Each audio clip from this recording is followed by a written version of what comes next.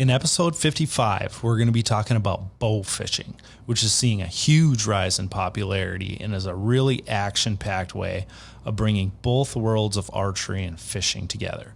We'll talk setups, strategy, basically a crash course in what you need to know to get into the sport and how to really master the craft.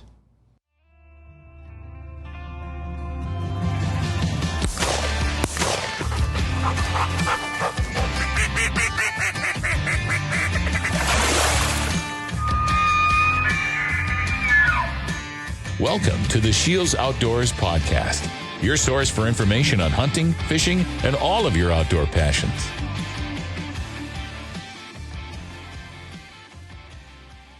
Hello, everyone, and welcome to the SCHEELS Outdoors podcast. My name is Mike Anderson, and today we're going to be joined by Brett Moderow of the Omaha SCHEELS store. Brett works in the archery department and is an absolute fanatic for bow fishing.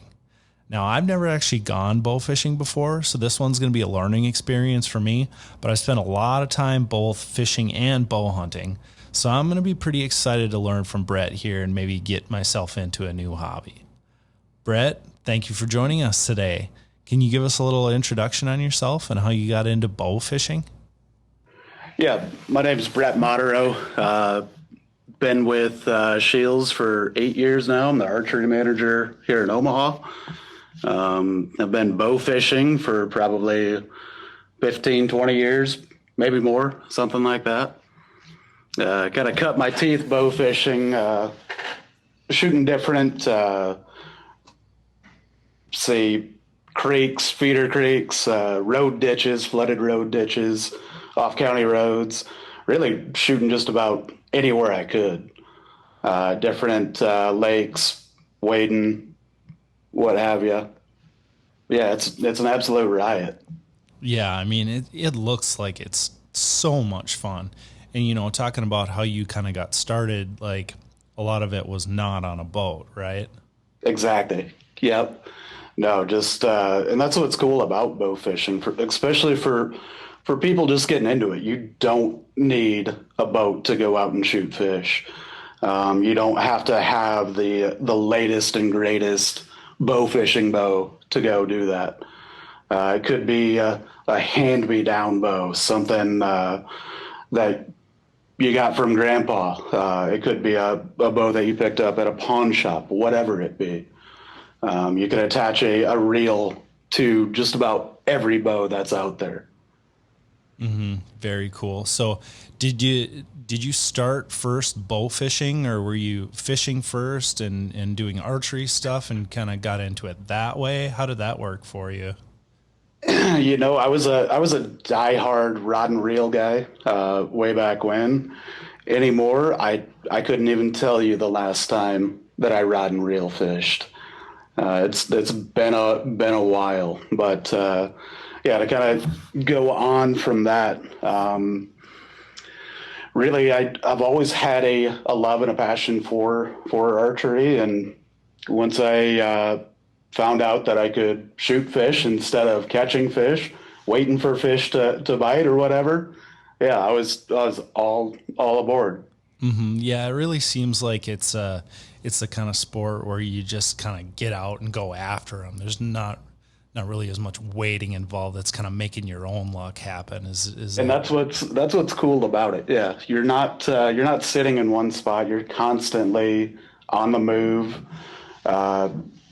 looking at new water, different places, whatever it be. Okay, very cool.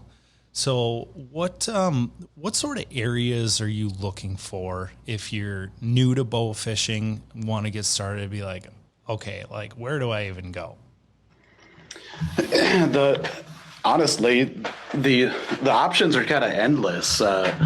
Whether it be shooting lakes around an area, rivers, anything that has kind of public access to that waterway is a great place to start. Now, of course, we're bow fishing. We're primarily targeting rough fish, so carp, gar, buffalo, big heads, silvers, Any waterway that has kind of access to the river, or if the river is flooded before, those bodies of water are going to be chock full of rough fish.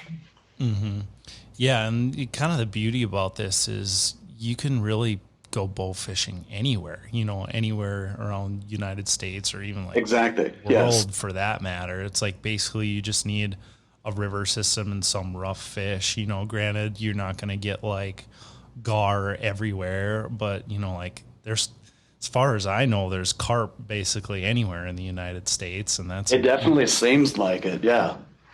So yeah, that's very cool. What's your absolute favorite fish to target?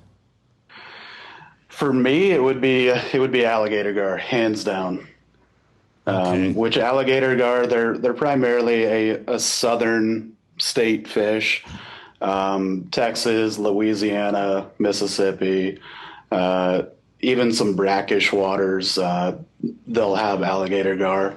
But with those alligator gar, what I find really awesome about them is that we're fishing for them. It's almost like your whitetail deer hunting. We're setting up on a fish. We find a fish that's rolling consistently, try and get in on it, set up, and then it's pretty much the waiting game. That fish is going to roll kind of right in that general area.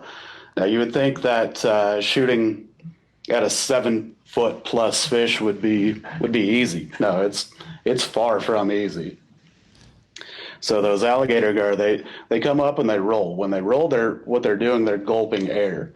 So you have a split second to shoot at that fish. That's interesting. I guess I never really thought about, tying in the bow fishing to like the actual bow hunting, like the strategy involved, similar to like a whitetail deer. So, I mean, that's super fascinating to me. Yeah, that's what I really enjoy about alligator gar. Not only that, but they can get absolutely huge. Absolutely. So what's the biggest alligator gar you've gotten so far? So far, my biggest fish is 7 foot 5 inches long, 180 pounds. God, no, that's wild. Anything over that 7 foot mark, that's kind of the prized possession in the bow fishing world. I mean, that's what you're after. That's around here. It's the equivalent of a 180-inch whitetail. I mean, it's something special. Okay, very nice. Do you have a good story on that one? So that fish, I'm almost positive I've shot that fish before. So these gar typically they have their own stretch of river, their home stretch of river. This fish was in a hole that we fished for several years previously. We go into that hole and just set up blindly, didn't see any fish roll. And 10 minutes after being set up there, she ends up rolling. I put an arrow in her, and then it was pure chaos. For the next probably hour and a half, we chased that fish up and down the river, probably close to a mile. We ended up putting 5 arrows in that fish just to get her in the boat. That's unreal. It was something else.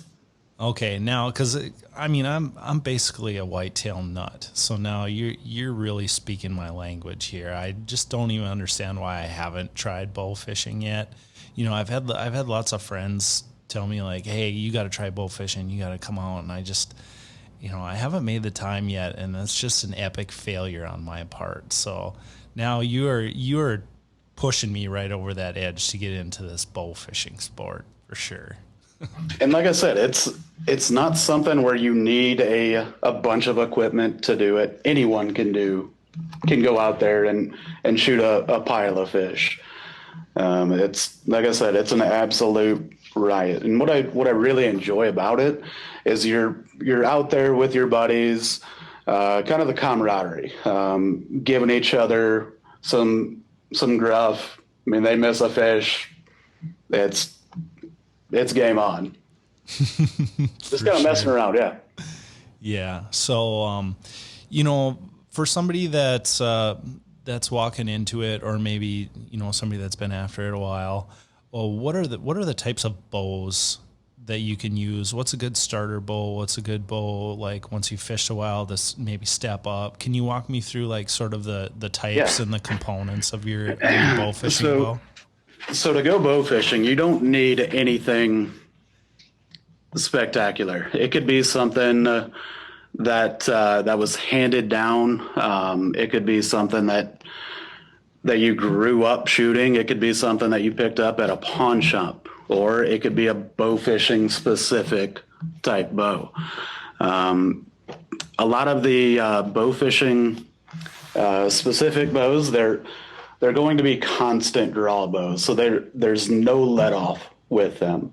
Those constant draw bows are a great option for someone that's wanting to pick up a true bow fishing bow. Those constant draw bows, they hit hard for the poundage that they're at, and the majority of the bow fishing bows, anywhere from say 30 to 50 pounds. You don't need to shoot 70 pounds when you're going out bow fishing. It's kind of overkill. With these fiberglass arrows that we're shooting, in fact, 70 pounds is too much. You're going to have terrible arrow flight. But not to really get off topic there, but back to the different types of bows. Like I said, the constant draw, that's going to primarily be your bow geared towards bow fishing. Great for the majority of people that are going out shooting fish. Okay, and then when you say constant draw, do you mean something like a recurve, something that doesn't like roll over a cam, or what exactly is that? So these constant draw bows, they're going to draw back similar to what a recurve will, to where you don't have that let off, but they're compounds. So they will have cams on them. There's several manufacturers that produce these kinds of bows, whether it be from AMS, whether it be from Cajun, RPM. There's, like I said, there's quite a few different options out there. Now for someone, say, younger, or someone that kind of struggles with poundage, an adjustable draw length compound, so say a youth bow would be another great option. Now those shorter draw lengths and the lower poundages, we'll say kids, in a lot of cases women as well, they'll kind of struggle when it comes to the constant draw bows, just because they don't have the draw length. With that longer draw length, that's really where the constant draw bows really shine.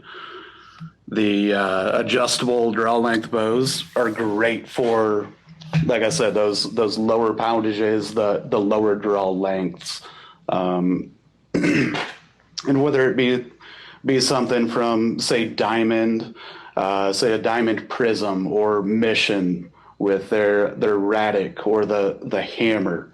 Once again, there's all kinds of different manufacturers out there that are making great options for those scenarios. Going above both of those would be what we call a lever bow.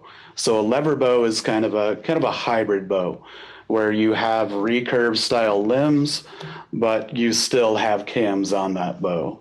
Those lever bows, they shoot a lot harder, we'll say 30% harder at the same poundage that a constant draw bow would shoot. So if someone considers themselves a diehard bow fisherman, they're either already shooting a lever bow or they want to shoot a lever bow. Okay. So somebody that wants to get into bow fishing, either has an old bow or picked one up at a garage sale or whatever, what needs to get added on to make it from a hunting to a bow fishing bow? What other components do you need? The biggest, of course, would be a reel, whether it be a bottle style reel or whether it be a big spin cast reel, like a big Zebco, essentially. Now, going back on that, just getting into it, it could be something as simple as a drum style reel, to where you have to physically wind your line back onto that reel. Now, those drum style reels are by far the most economic option as far as the reels go. You could pick up a drum reel for $15 to $20, and that gets you into the game.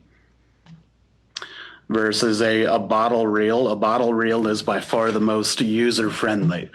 A bottle reel, say from AMS, their retriever reel, you're talking $100, $115, and kind of going up from there. But that retriever style reel or bottle reel, there's no kind of button that you have to remember to press. All of your line is free floating. And that's really what makes it by far the most user friendly. Now, in order to reel that style of reel in, or to retrieve your line with that style of reel, you do have to pull down on a trigger. That trigger will engage a wheel, and then that wheel pretty much pinches your line, allowing you to retrieve your arrow. How about accessories for this stuff? Like you have your basics. What are some really cool things that you can put on your bow fishing bow? There's really all kinds of stuff. Whether it be say a light for shooting at night, whether it be different arrow rests, and the arrow rest is a big part of that bow fishing kit, if you want to call it that. With these arrows weighing 3 times the weight in a lot of cases as a normal carbon arrow, you have to shoot a rest that is designed for bow fishing. Now, once again, there's all kinds of different options as far as a bow fishing rest goes. Whether it be something that has full containment, whether it be something that is called kind of a shelf rest, to where you don't have that containment, a fish hook style rest or roller rest. Once again, like I said, there's all kinds of different rests out there. But you definitely want to pick up a bow fishing specific rest if you're getting into it. As far as different accessories, a line puller, those line pullers will literally save your fingers. That line puller, what it's designed to do, if you shoot, we'll say into real thick vegetation, or accidentally shoot one of those log fish, that line puller will save your fingers. You wrap your line around it a couple times, and that gives you really good leverage. You're not cutting the snot out of your hands, out of your fingers. Mm-hmm, that makes sense. So what about sights? Like, do you normally just aim at these fish like you're shooting a recurve, or is there a sight on some of these bows? Depending on what style of reel a person is wanting to go with, yeah, you can put sights on bow fishing bows. The majority of the bows that I personally set up, I don't put sights on them. And the kind of the reason behind that, bow fishing is kind of just like archery hunting. It's kind of an up close encounter game. Typically your average shot is, we'll say, five yards or less. No, not saying that you can't shoot further than that, but it's, for the most part, you're talking up and close shots. If someone absolutely wants a sight, yeah, with the majority of the setups, that's something that we can definitely add on. Now, one thing about putting a sight on is that it's not always going to be the most accurate. So, of course, if a fish is further out or if a fish is deeper, you're going to have to aim lower on that fish. So we'll say if a fish is feeding right up top, say filter feeding big heads or common carp that are up top sucking at cotton, yeah, those fish you don't have to shoot lower. But if a fish is 3 foot down, you're going to have to shoot, we'll say, probably close to a foot below that fish, just because that light is going to refract. Okay. Yeah, you just hit my next question. It was like, okay, well, I mean, I understand I shoot my bow a lot, but like the refraction in the water, you have to account for that. Like, exactly. How much and do you have to? It's really that's probably the number one thing that people get frustrated with when someone gets into bow fishing, is that they're constantly shooting over fish. They can't seem to hit fish.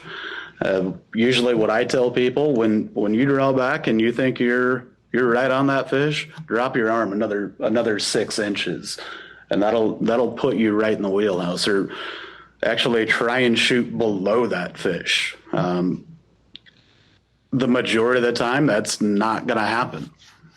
Mm-hmm. Do you have to worry about side to side, or mostly just up and down? Mostly up and down. Yep. Okay. Yeah, I'm definitely really curious to try this, because I've done like spearing before. You know, where you're on the ice and you're going down, and I know it's a little bit off. But I mean, for the most part, you don't have to adjust a ton. But sure, yeah, it would definitely be a learning curve. Did it take you very long to like get super confident in understanding the refractions? No doubt about it. Yes.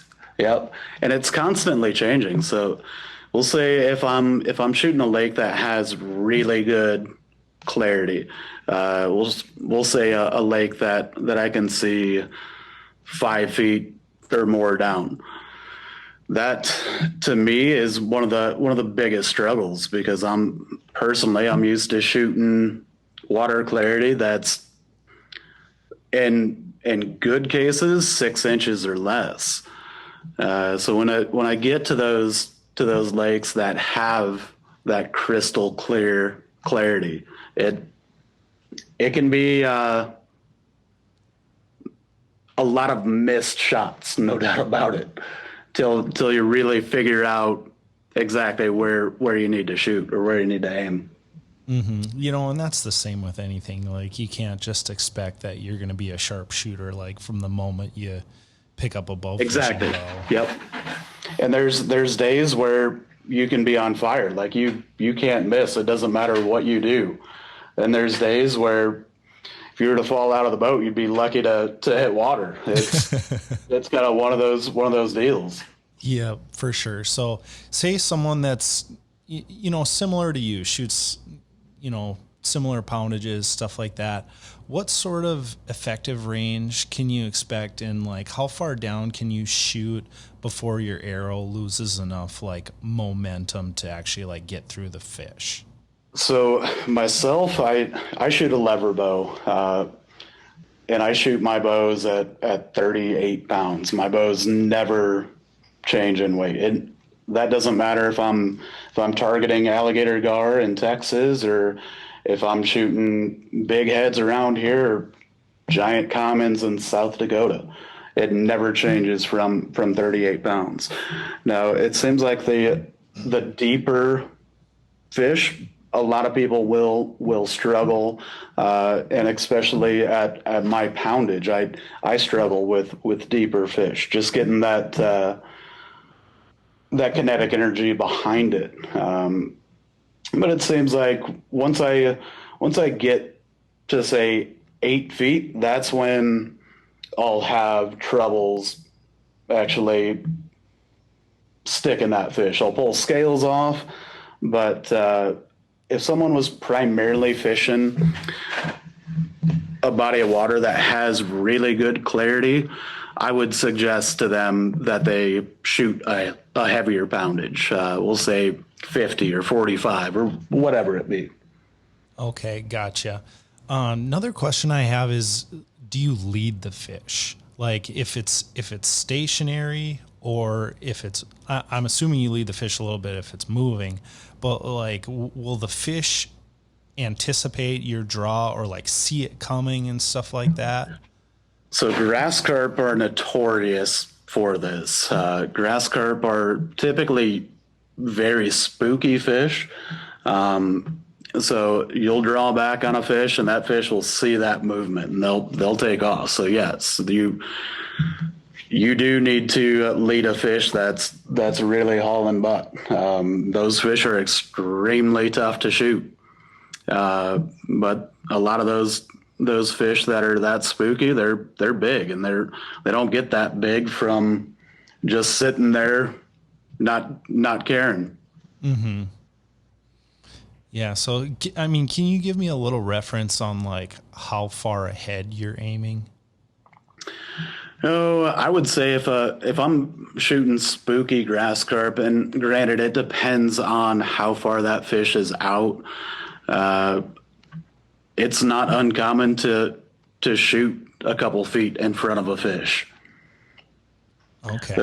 Those fish, they're built for speed. Grass carp are really long fish, almost like a torpedo. They can, when they take off, they can flat out scoop. Yeah. How about like your form when you're shooting? So I feel pretty confident in my ability of shooting like my compound and a recurve bow. Like, is it very similar, or are there certain differences between your form when you shoot with bow fishing? Of course, just like anything shooting a bow, consistency is key. Now, the majority of bow fishermen shoot fingers. They don't shoot a release. Now, shooting fingers, you're going to have human error in there. Ideally, when that arrow hits the water, I don't want to see it throw any kind of splash. If when that arrow hits the water, it splashes real bad, you're losing a ton of energy, and that arrow isn't traveling true. So shooting fingers, you're going to have that human error involved there, which I guess my advice that I give to people is to try and be as consistent as you can be with your release, whether you're shooting fingers or whether you do want to shoot a release. Like I said, the majority of people just shoot fingers. Now, whether it be shooting all 3 under, whether it be shooting 2 under, 1 over, a couple different styles, really personal preference as far as that goes. Versus someone shooting a release, the nice thing about shooting a release is that you have that repeatability. You kind of take that human error out of the equation. Now, when shooting a release, it's just one more thing that you have to do before the shot, of course. In bow fishing can get pretty hot and heavy, and I think that's why the majority of the diehard bow fishermen just shoot fingers. They don't want to take the time to clip their release on it. It's something small, but it's one of those deals. Mm-hmm. And then it like is using a release going to affect like how fast you can shoot at something too? Absolutely, it would. Yes. Yep. Okay. Do you always come back to full draw when you're bow fishing, or are there some instances where you're like 2/3 and send it, or how does that work? Yeah, in fact, it depends once again, kind of what I'm targeting. We'll say if I'm shooting big heads that are in a school, we'll say I have a couple people on the boat. What we'll do is draw back, everyone picks a fish, and then count it down, 3, 2, 1, then let it rip. Now, if we're shooting, say, small gar, or if you're shooting a rocky bottom or something along those lines, no, the majority of the time when we're shooting in that kind of scenario, I'm just coming to a quarter draw or a half draw. And that's kind of the beauty of these bow fishing specific bows, is the fact that you can snap shoot with them. You don't have to come all the way back to full draw. And just having that ability to snap shoot, you can draw back a quarter of the way through the draw cycle and shoot. So you're not getting a full pass through on that fish, or you're not damaging arrow points. Mm-hmm. Yeah, that's definitely a nice luxury to have, like being able to snap shoot. You can judge if there's a rock down there, like you don't have to go all the way, or if you got a quick shot. So yeah, exactly. That makes a lot of sense. So have you ever shot at any of those fish that like jump out of the water? In fact, just 2 days ago, yeah. Really? What kind of fish was that? So that's pretty much the Asian carp. There's two different species of those Asian carp. You have big heads, and then you have silvers. Silvers are the jumping fish, which silvers they don't get as big as the big heads do. But they're the only ones that jump. Now they can get 40, 50 pounds, and shooting a 40, 50 pound fish out of the air, it's something to see. Absolutely. Yeah, that's got to be a ton of fun. Do you like video a lot of this stuff too? I've kind of messed around with it a little bit, but it just seems like it's one more thing that kind of gets in the way for me. It's something that I definitely want to get better with, but when I'm going out there, I'm out there to have fun and try and shoot as many fish as I possibly can. Yep, that makes sense. That's something where like your Tacticam point of view cameras could really come in handy there. Yes, and it'll make pretty cool video. My thing is just remembering to turn the dang thing on. Yep. That's the issue with just about anybody that brings a camera into the woods. Oh, it's yes, like exactly. You get so excited and caught up in the moment, and then it's like, oh, that was so awesome. Yeah, and then you look down at your bow, and it's like, oh, I had a camera, but I forgot to turn that on. Shoot. Yep. Whoops. Oh yeah, for sure. So, one thing we haven't really talked about yet is like your boat setups for this bow fishing stuff. Can you walk us through the boat that you like to use, and then kind of like the components of it, how it's different from a traditional fishing boat? Yeah, for sure. So the majority of the bow fishing boats out there are a John boat, especially around here. Now there are lots of people that'll fish off of airboats as well, but in this area of the country, the John boat is kind of king.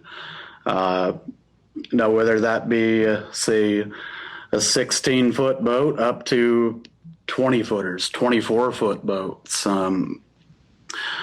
Around the Midwest here, a lot of people shoot off of an elevated deck, a tower, and that's something that everyone kind of fabricates themselves. But being up higher off the water, shooting during daylight, anyways, you can see a lot further out, and you'd be amazed at what just 2 feet can do for you, versus if you're standing on the bow of the boat to where I'm not going to say flush with the water, but essentially, yeah. My personal boat, I have a 1652, which I've been needing to upgrade now for 15 years, something like that. It's been a while, but it definitely gets the job done. It does everything that I need it to. And my personal boat, my tower is, I want to say it's probably 18 inches off the bow of the deck. I do run lights on my tower for shooting at night. I run high pressure sodium lights, and then I have a generator to power those lights. Just in the past, we'll say probably 10 years, LEDs have really taken off on bow fishing boats. The nice thing about an LED versus, say, halogens or high pressure sodiums or metal halides is the fact that you can run those LEDs off of batteries. So you don't have the noise of a generator, which can spook fish. At the end of the night, it seems like when you get home, all that you hear is that generator running for the next 6 hours. Yeah. Yeah. Anybody that ice fishes in permanent shacks knows exactly what you're talking about. Yeah. But no, it can really be any kind of boat. The reason that most people will use John boats, bow fishing is, it's definitely not for the faint of heart. Bow fishing is a pretty bloody sport. You're talking fish guts, blood, scales, slime, all over the place. Any kind of boat that has carpet in it, you're asking for a stench there. The nice thing about, of course, a metal floor is that you're not going to keep that smell. You take it to the car wash or get it back home, power wash it, and it's good to go for the next trip. Okay, that makes sense. So I've got a little 14-foot Lund, like maybe 1970s, 1980s or whatever. Like, what should I do to get that sucker set up for bow fishing? So the first thing is probably a platform, right? Absolutely. Yeah. No, okay. It's something to where by all means you don't have to have a platform on, but if you're shooting during the daylight, it'll really increase how far you can see. Of course, bow fishing, you have to see that fish in order to go after it. Mm-hmm. So if I'm making my platform, like, do I just start with a 4x8 sheet of plywood and some 2x4s and then just get after it? Or what do you think there? That's kind of what I did with my first tower. No, just something that me and a buddy kind of whipped together real quick. And we realized that you don't want to go too high with it because once you get that kind of weight further up, that boat becomes pretty tippy, and that's one of the issues with a V bottom boat or with a V hull as opposed to a flat bottom boat. Mm-hmm. Those V hulls, they're definitely not as stable. It doesn't seem like as a flat bottom boat. Now the V hulls will eat through water a heck of a lot better than a flat bottom boat. A flat bottom, you have any kind of waves, any kind of chop, any kind of substantial wind, and it'll beat the snot out of you on a flat bottom boat. Mm-hmm. Yeah, I believe that. So then in that case, I'd probably want to make my platform a little bit smaller then, right? Exactly.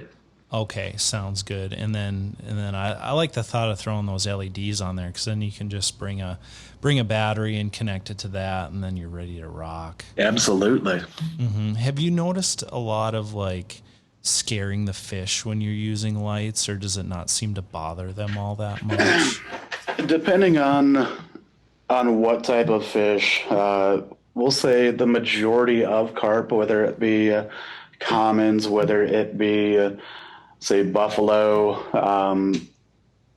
some grass carp, depending on if they're pressured or not, they really don't pay much attention to the lights. Now, big heads don't tolerate those lights like at all. When we're shooting big heads at night, what we do is actually just run a handheld spotlight, and it has to be on a night where you have a decent moon to where you can see those fish up top filter feeding. Then what we'll do is gotta count it down. Someone comes back to full draw. The other person turns on the light, and you have to be ready to shoot right then and there. Because when you turn on that light, they'll spook. They'll go down.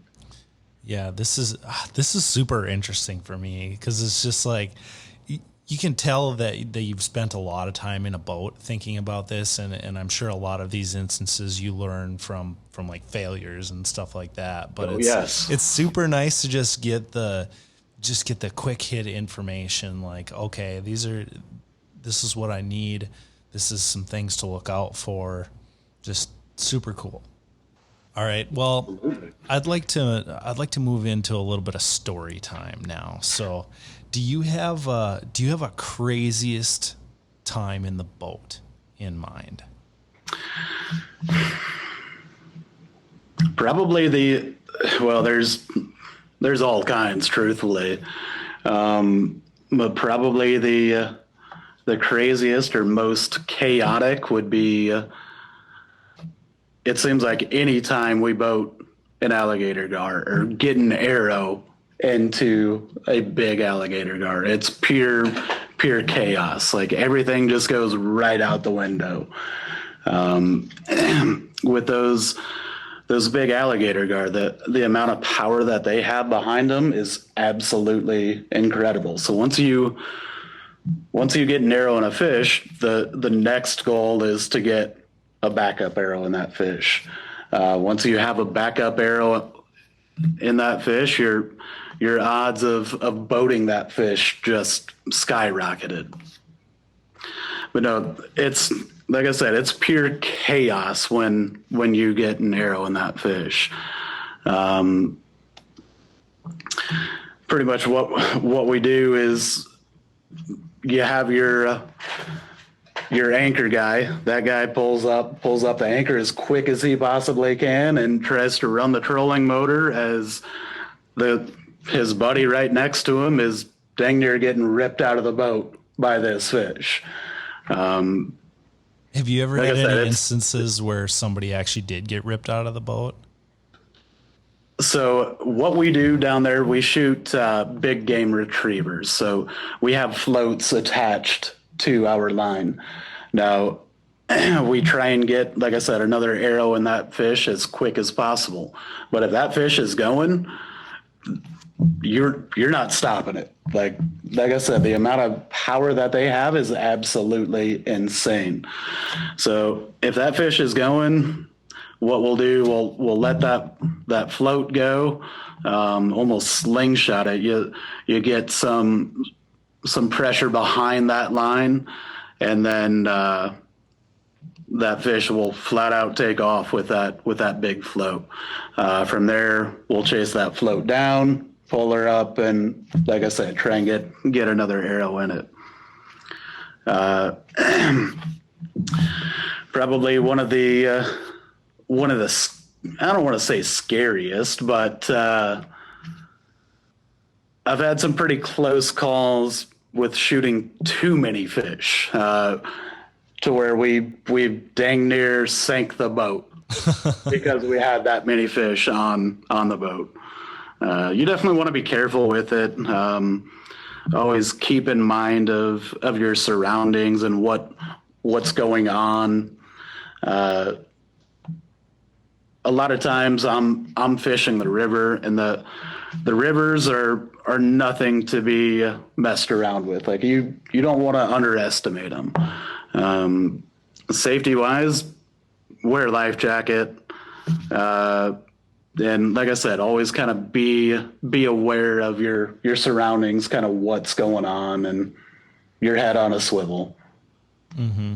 Yeah, definitely some things to be aware of. That's a really wild concept to think about. Like, you've had such a successful day that you have to make sure your boat isn't too heavy because you've shot so many of them. Exactly. Yes, it's no, those days don't happen for me often enough, but yeah, I've had those days. Yeah, they never happen enough for anyone, whether you're just like crappie fishing or you're bow fishing or whatever. It's just, you always want to just smash them. But, do you have any stories like that come to the top of your mind where you absolutely smashed them, and like what kind of brought about all that success?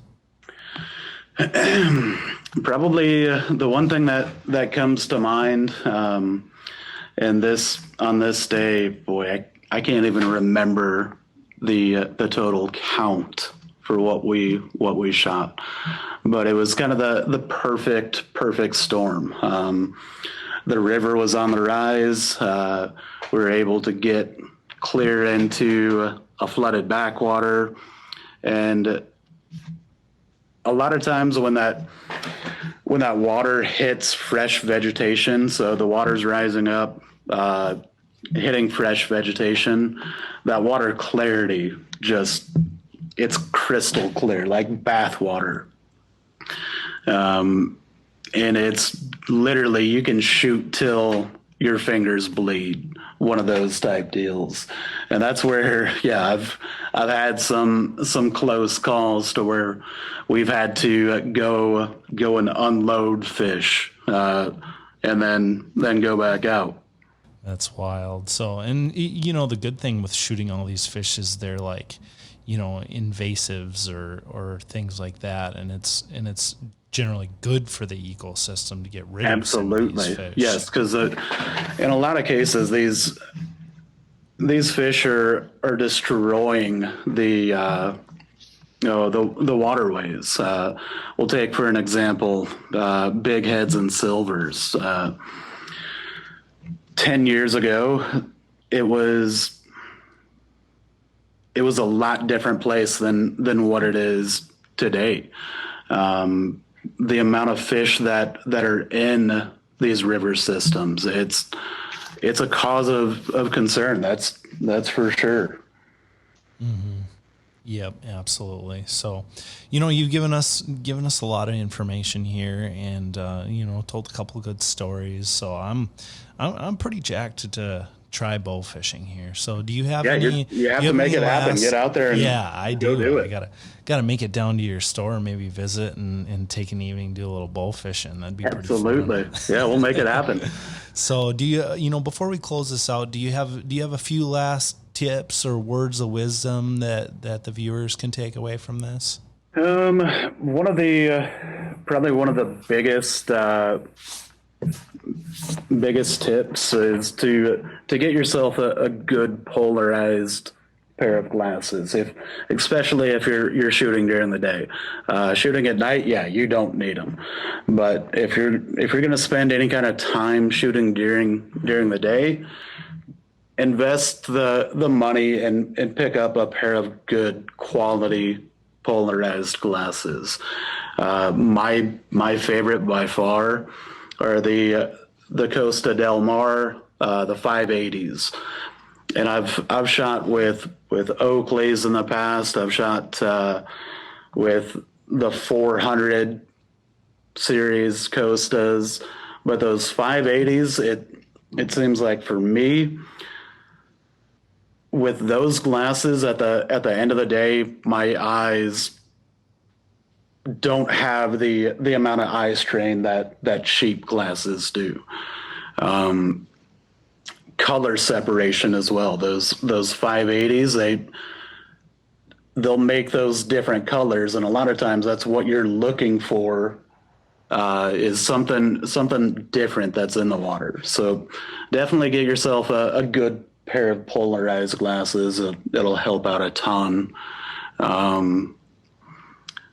Then probably the next biggest tip is aim low.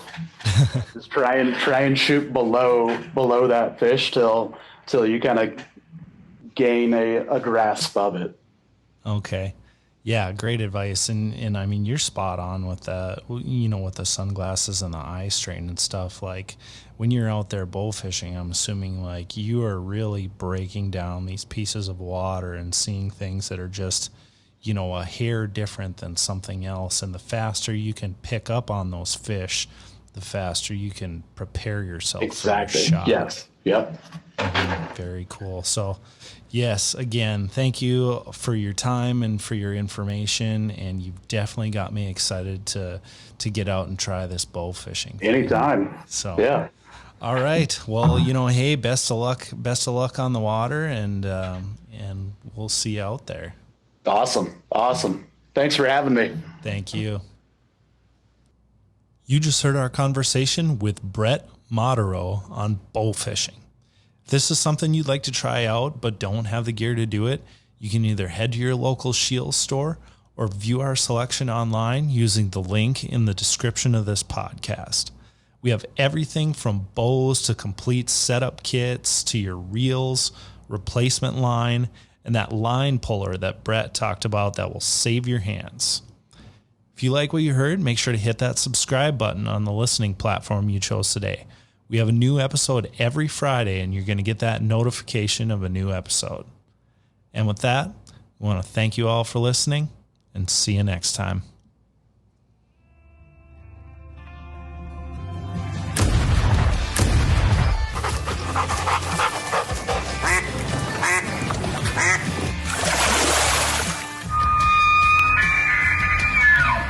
Thank you for listening to the SCHEELS Outdoors podcast. Stay tuned for future segments and visit our social media pages, SCHEELS Outdoors on Facebook and Instagram for daily updates.